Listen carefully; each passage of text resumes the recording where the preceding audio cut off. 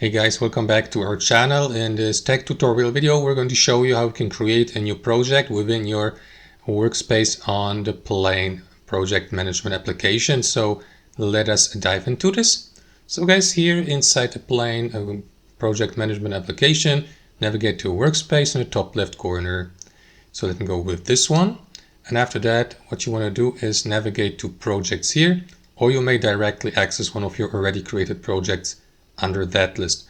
So you may navigate to projects or directly click into this plus button to create a project.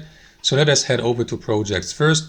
And from here, guys, you may click into add project in the top right corner to create a new one. Give it a name, like for example, my first project.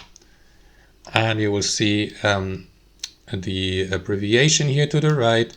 You may describe it here in the description box, change the cover, of course, or use one of the cover templates from the Plane library. You may set the accessibility here, like public or private, and so on and so forth, guys. So once it's done, click into create project, and that is going to create your new project. Now you may, for example, decide which work item types you would like to enable, and also which layout views, for example, like modules, views, pages, and so on and so forth, time tracking, milestones.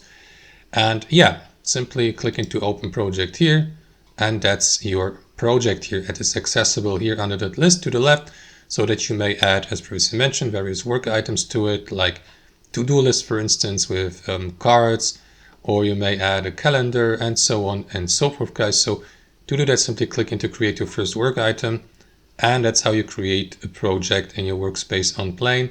Hope you enjoyed this video, got some value from it, and we'll see you next time on our channel.